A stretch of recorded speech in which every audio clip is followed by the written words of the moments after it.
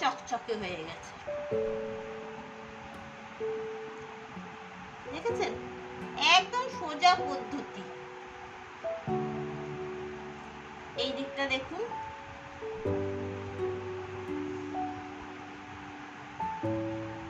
দেখেছেন? একদম পরিষ্কার ঝকঝক করছে। এঁচড় কাটার পর বটিতে এইরকম আঠা লেগে যায়, এঁচড়ের আঠা লেগে যায়।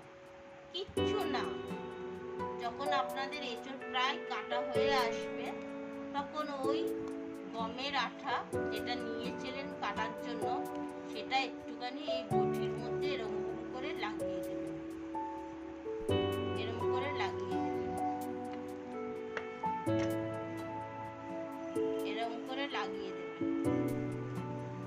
যতটা পারবেন, যতটা লেগে যাবে আটার সাথে, এঁচড়ের আটার সাথে বটির গায়ে লাগিয়ে একটু ঝেড়ে নেবেন। একটু এরকম ভাবে ঝেড়ে নেবেন, ঝেড়ে রেখে দেবেন। এইভাবে রেখে দেবেন। রেখে দেওয়ার পর কিভাবে পরিষ্কার করতে হয় আমি শিখিয়ে দেবো। এঁচড় কাটার পর বটিটা কিরকম নোংরা হয়ে গেছে দেখুন।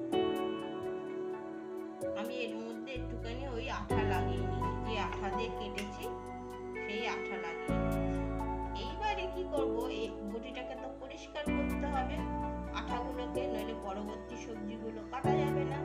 সেই জন্য কি করব, এই যে আমি গ্যাস জ্বালিয়ে রেখেছি, গ্যাসের মধ্যে এইরকম ভাবে এইটাকে পোড়াবো, এই আঠাগুলোকে পোড়াবো। এই দেখুন সব পুড়ে যাচ্ছে, এরকম ভাবে পোড়াবো।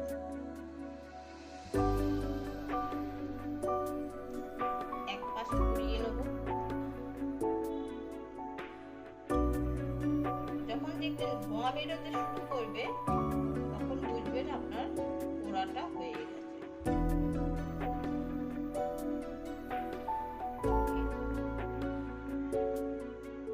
এইবারে আমি অপর পাশটা করব।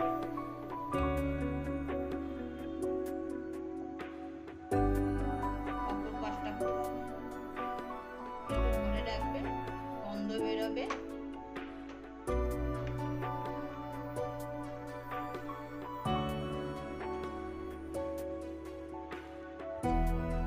এই দেখুন আটাগুলো কিরকম ভাবে ফুটতে থাকছে।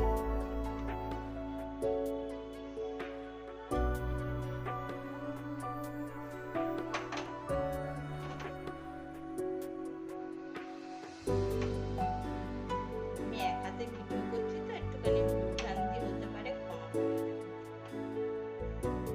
আর আমার চ্যানেলটিকে সাবস্ক্রাইব করতে একদম ভুলবেন না। অনেক কিছু জানতে পারবেন, অনেক অজানা তথ্য জানতে পারবেন। এগুলো পুরোনো দিনের লোকেদের টিপস।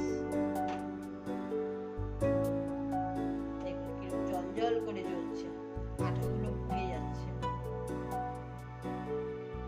যখন এই পোড়াটা বন্ধ হয়ে যাবে তখন জানবেন আপনার বটিও পরিষ্কার হয়ে গেছে। ঠান্ডা হয়ে যাবে,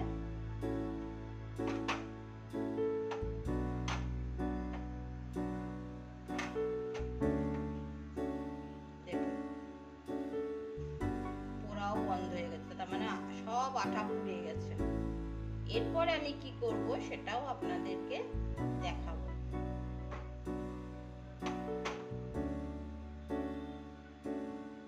ঠিক আছে, দেখুন পুরো পুড়ে গেছে। একটু ঠান্ডা হোক বটিটা। এই যে বটিটা ধরবেন, এই যে বটিটা এরকম করে ধরবেন, ধরে এই যে একটা ছুরি নেবেন, ছুরি নিয়ে ওই যে পুড়ে গেছে না, পুড়ে গেছে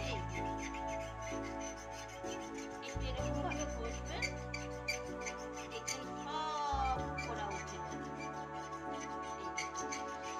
সব আঠা উঠে যাচ্ছে। দেখেছেন?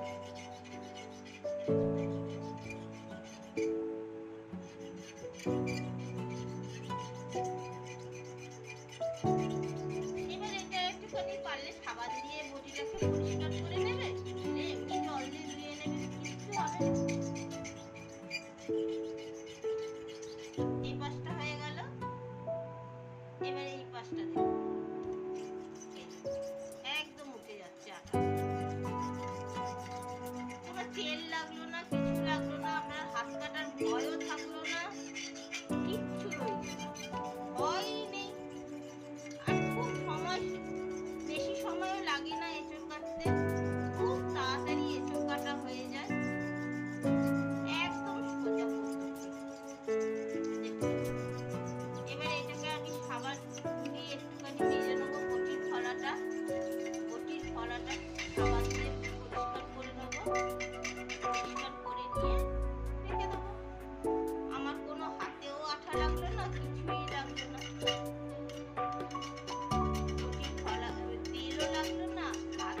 চলুন না।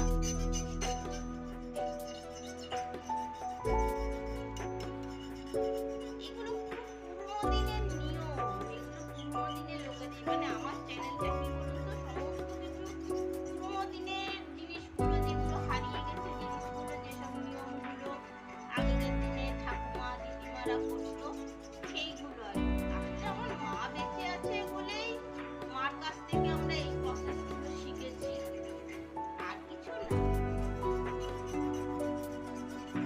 দেখেছেন একদম পরিষ্কার হয়ে গেল, একদমই একটু আঠা লেগে নেই। আমি ধুয়ে এনে দেখাচ্ছি কিরকম পরিষ্কার। আমি বটিটাকে একটু সাবান দিয়ে মেজে নিয়ে এসেছি। এইবারে বন্ধুরা দেখুন বটিটা কিরকম হয়েছে। দেখেছেন তো এঁচোড়ের আঠা লেগে কিরকম হয়েছিল? এই দেখুন একদম চকচকে হয়ে গেছে। দেখেছেন একদম সোজা পদ্ধতি। এই দিকটা দেখুন,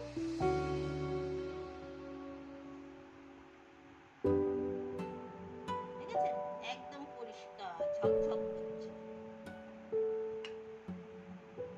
নইলে ওইগুলো পুড়ে গেছে তো, আঠা দুটো আঠা, একটা গমের আঠা একটা এঁচোড়ের আঠা, পুড়ে গিয়ে কার্বন গুলো জমে গেছে। নইলে পরবর্তী সবজি কাটলে আপনাদের কালো হয়ে যাবে। ওই জন্য আমি সাবান দিয়ে মেজে ভেবেছি পরবর্তী সবজি কাটলে যাতে কালো না হয়ে যায়।